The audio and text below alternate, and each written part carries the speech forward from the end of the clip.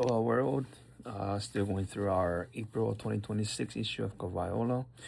I have a good one right here. This article is titled "A Call to Return Aina to Community Stewardship: The 2026 PO Summit" by Puanani.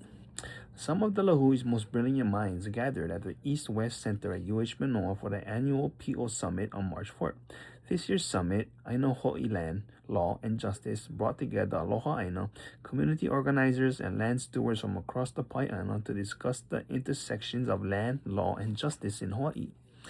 Aina Ho'i, or Land Back, the theme for this year's summit, amplified the collective movement to reclaim our land and our future by showcasing some of the creative ways that communities are not just navigating, but challenging existing systems through legal frameworks, nonprofit land trusts, and grassroots action. It is a call for Aina to be returned to community stewardship and the importance of seeing land as Aina to ensure a regenerative future.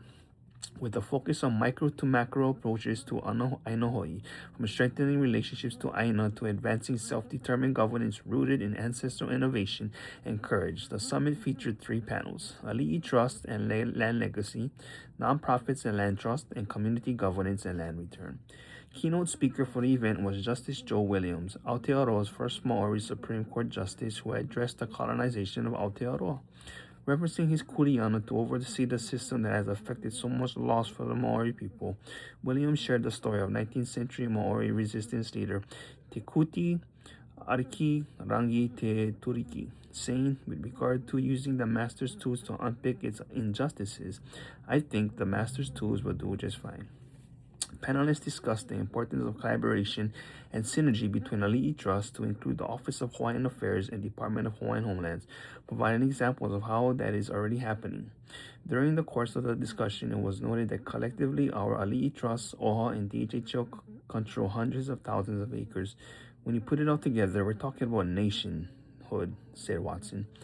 Nonprofit and Land Trust, the second panel, was moderated by attorney Mahina and included Trust for Public Land Aloha Aina Project Manager Reino, Lahaina Community Land Trust Executive Director Arum, and Kahuli A'o Center for Excellence and Native Hawaiian Law Director Kapua.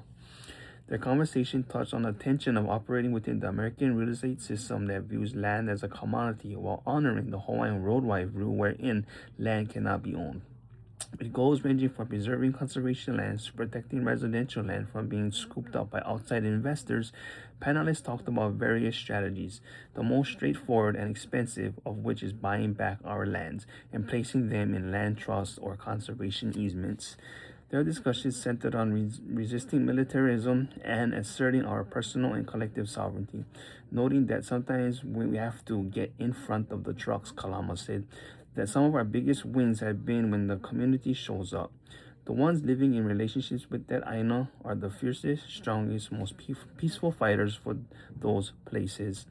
There are strategies and tactics for doing that. We can still survive as a people in the face of the biggest, most powerful, and lawless military at this point on the planet. Wrapping up the Aina Ho'i discussions and touching on current community conversations around military land leases, Beamer challenged the audience to question the status quo. The military-industrial complex creates an economy of debt, and I believe Hawaii deserves better, Beamer said.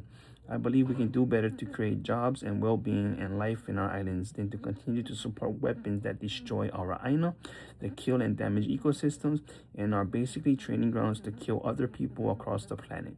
We can't be the epicenter of that any longer.